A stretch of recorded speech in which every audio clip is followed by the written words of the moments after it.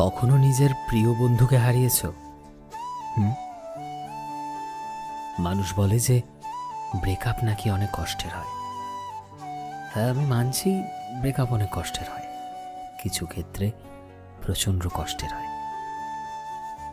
কিন্তু কখনো নিজের পছন্দের সবচেয়ে কাছের বন্ধুকে যদি আর কাছে না পাও, তার চাইতে বড় কষ্ট কি হয় কখনো?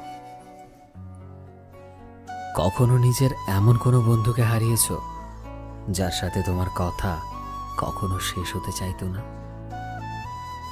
কখনো সেই মানুষটার সব থেকে অচেনা মানুষ হয়েছ? একটা সময় যার পছন্দের মানুষের লিস্টে তুমি ছিলে প্রথম প্রায়োরিটি। বলো, হয়েছে কখনো এমন? একটি মাত্র শহরে থেকে যখন দুটো বেস্ট ফ্রেন্ড অচেনা হয়ে যায়, তখন সব চাইতে বেশি কষ্ট হয়।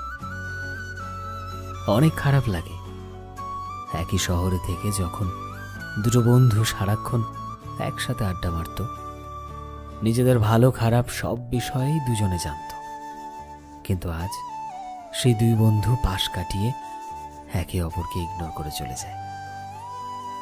একে অপরকে দেখলেও চোখ নামিয়ে নেয় আর সামনের দিকে এগিয়ে যায় অবলীলায়। কখনো এরকম প্রিয় বন্ধুকে হারিয়েছ যার সাথে কথা বললে তোমার সব প্রবলেম নিমেষে দূর হয়ে যেত? যার কাছে তুমি সব কিছু শেয়ার করতে, সেটা ফ্যামিলি প্রবলেম হোক বা অন্য কোনো কথা।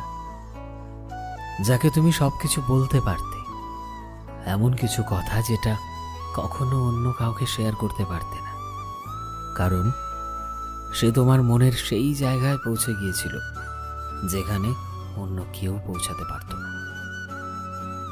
কিছু ভুল বোঝাবুঝি আর কিছু সময়ের বিবর্তন অনেক সময় এতটাই শক্তিশালী হয় যে কিছু মুহূর্তের মধ্যেই অনেক বছরের পুরনো বন্ধুত্বকে এক নিমেষেই শেষ করে দেয়।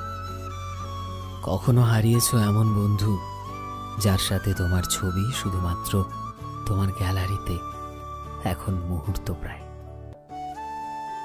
যে বন্ধুত্ব দেখে লোকে বলতো তোদের বন্ধুত্ব অনেক শক্তিশালী, কিন্তু আজ তার ভিত নড়বড়ে হয়ে গেছে।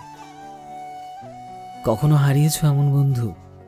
যদি উত্তরটা হয় হ্যাঁ, তবে সব থেকে বেশি কষ্ট একমাত্র তুমি ফেস করেছ, বিশ্বাস করো। সো ফ্রেন্ডস, আমি শোভন ছিলাম তোমাদের সাথে, কলমে বিশ্বজিৎ। ভিডিওটি কেমন লাগলো